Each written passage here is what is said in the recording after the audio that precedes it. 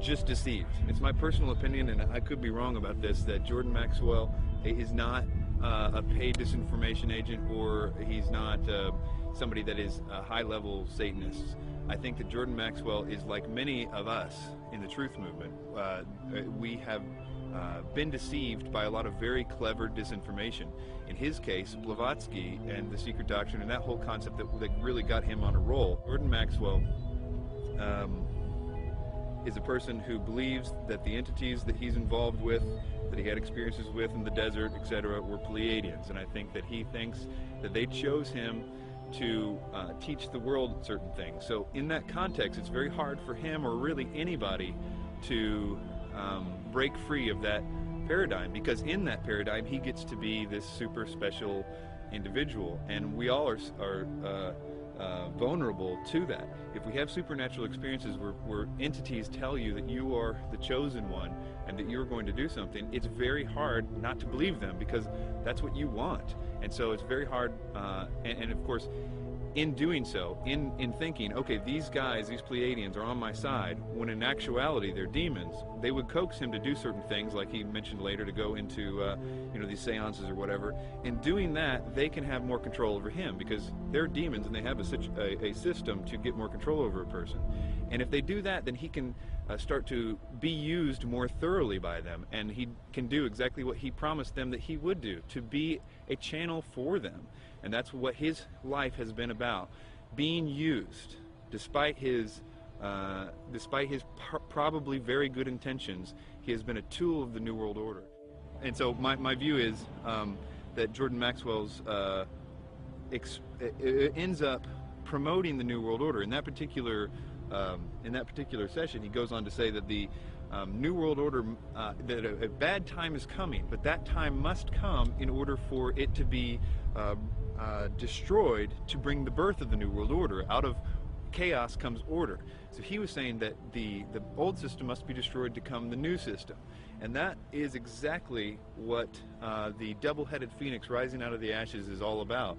The old system of the New World Order is what we see building up all around us. It is going to get really, really bad, but it is going to be destroyed, in a sense, because that faucet is being run by evil. We all know that the things that are happening to the world right now are being done because of evil. So if evil's causing all those things, evil can also turn that faucet off at just the right time in order to make it seem like whoever stopped it, and therefore is the savior. So that new system will seem like the utopia that Jordan Maxwell says we all need to wait for.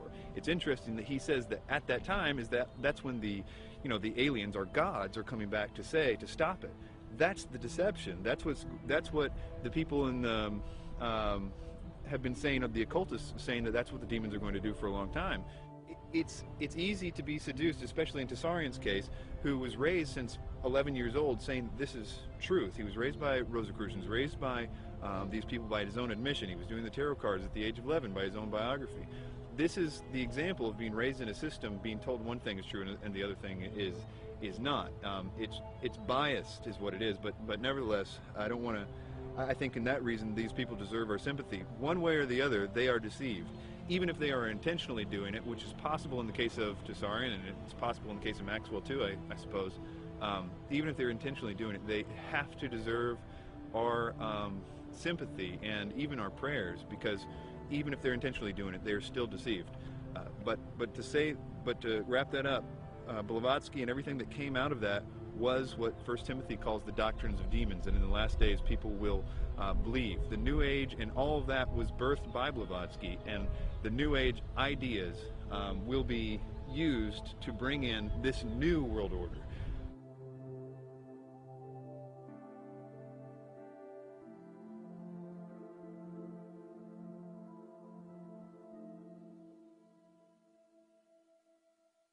The negative impact of population growth on all of our planetary ecosystems is becoming appallingly evident. Unless nations will agree to work together to tackle these cross-border challenges posed by population growth, overconsumption of resources, and environmental degradation, the prospects for a decent life on our planet will be threatened. But this callous disregard for the right to life of every human on the face of the earth has been predicted before in the New Testament. John was moved to write, quote, "Yea, the time cometh, that whosoever killeth you will think that he doeth God's service," unquote. The New World Order, ladies and gentlemen, will sail in on a sea of blood. The same New Agers who call for peace, love, harmony, and world unity, when confronted with separatists, for example, fundamentalist Christians, you start to see a darker side to them. They do not appreciate people who will not adopt their New Age views. For example, a major New Age figure, David Spangler, who was in a group known as Planetary Citizens, which was a UN group, stated something to the effect of, we can take all the marshmallows, all the scriptures, all the tablets, and have a jolly good bonfire. So essentially, he's promoting the abolition of these faiths. Similarly, Maharishi Mahesh Yogi, the influential New Age guru sought out by the Beatles, stated, quote, "There has not been, and there will not be a place for the unfit. The fit will lead, and if the unfit are not coming along, there is no place for them. In the place where light dominates, there is no place for darkness." See, in his thinking, the fit are the New Agers, and the unfit are those who do not adopt the New Age beliefs. People who are, for example, fundamentalist Christians, Jews, people like this. So essentially, you see a lot of intolerance within the New Age movement. It's not all nice and dandy with these people. You know, they have the mask, they have the appearance of peace, love, harmony, but in their writings, they do come out and say that there is no place for Christians and people who do not accept their beliefs. In the book of Co-Creation, New Age leader Barbara Marx Hubbard states, quote, "Out of the full spectrum of human personality, 1/4 is electing to transcend, 1/4 is resistant to election. They are unattracted by life ever evolving. Now as we approach the quantum shift from creature human to co-creative human, the destructive 1/4 must be eliminated from the social body. Fortunately, you, dearly beloveds, are not responsible for this act. We are. We are in charge of God's selection process for planet Earth. He selects, we destroy. We are the riders of the pale horse, death." Alice Bailey explained what the New World Order will do to those who refuse to accept it. Quote, "Let us never forget that it is the life, its purpose, and its directed, intentional destiny that is of importance, and also that when a form proves inadequate, or too diseased, or too crippled for the expression of that purpose, it is, from the point of view of the hierarchy, no disaster when that form has to go. Death is not a disaster to be feared. The work of the destroyer is not really cruel or undesirable. Therefore, there is much destruction permitted by the custodians of the plan, and much evil turned into good," unquote. Blavatsky's peer, Aleister Crowley, said an Egyptian entity told him Christianity would be destroyed at the advent of the New Age, quote. A peer of Blavatsky's, often called the prophet of the New Age, Aleister Crowley, claimed to have been visited in the spring of 1904 by an Egyptian entity called Oase, who foretold to Crowley the end of Christianity, unquote. But if you dig deep into the literature, yes, they're going to be extremely intolerant. David Spangler had talked about the Luciferic initiation and these types of things. And we look in the Bible and we can look at like Revelation 13 and where all they that do not receive the mark and the mark of the beast in their right hand or their forehead, you know, are going to essentially forfeit their life. This is how intolerant it's going to become. It's going to be their way or no way. And so, no, they're not going to have any tolerance. I think at first they're going to come as real nice guys, though. I don't think they're going to do that right off the bat. But eventually it's going to get to the point where enough people have bought into it and enough strong delusion is there that, yeah, they're not going to be tolerant whatsoever. Barbara Marx Hubbard states, "The end of this phase of evolution shall come. All will know their choice. All will be required to choose. All who choose to be natural Christs will be guided from within as to how to proceed. All who choose not to evolve will die off. The kindergarten class of Earth will be over," unquote. Robert Mueller, previously mentioned, states, quote, I am surprised that no one has yet thought of creating a pro-Earth, humanity-challenging organization which would put itself in the shoes of our Mother Earth and rejoice whenever humans diminish in numbers or consume less. It would give yearly prizes to people, events, or institutions which achieve a reduction of the human population or of the consumption of Earth resources. The first prize should go to the United Nations, which through its World Population Conferences and anti-population work has prevented 2,200,000,000 more people from being born between 1952 and the year 2000.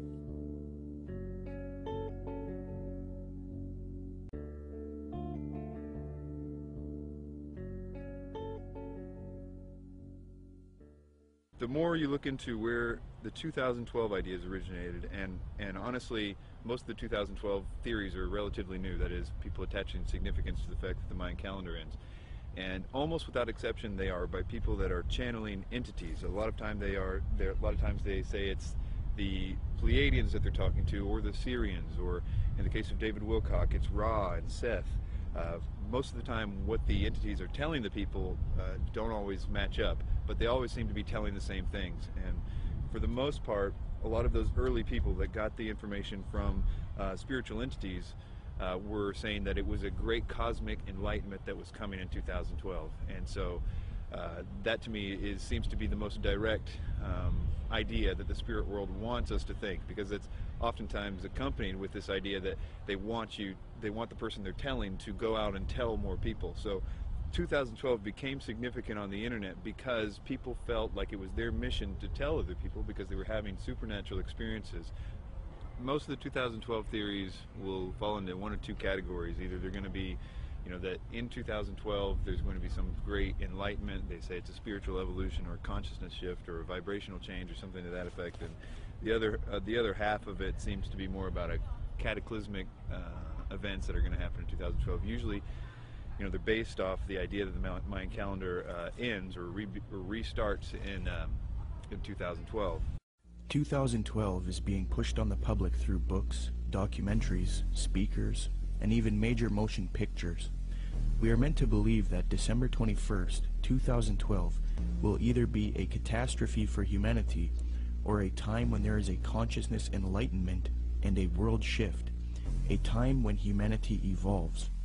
However, when you consult the scholars who study the Mayan calendar, they don't seem to support these views at all.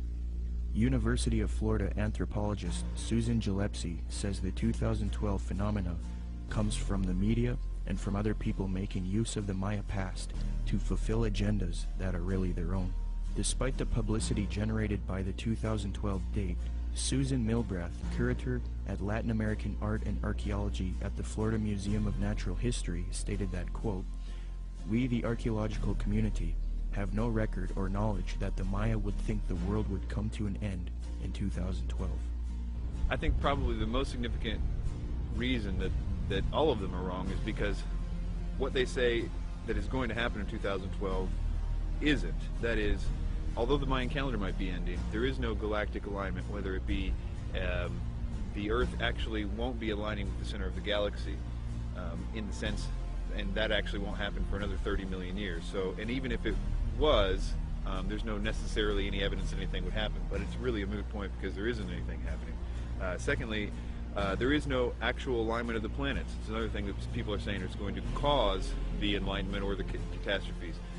And this goes on and on. It's the same thing with the solar flares. It's the same thing with Planet X or Nibiru, or all those things aren't happening. And it's very interesting how you actually can go point by point and find out that each one of those supposed catalysts aren't true.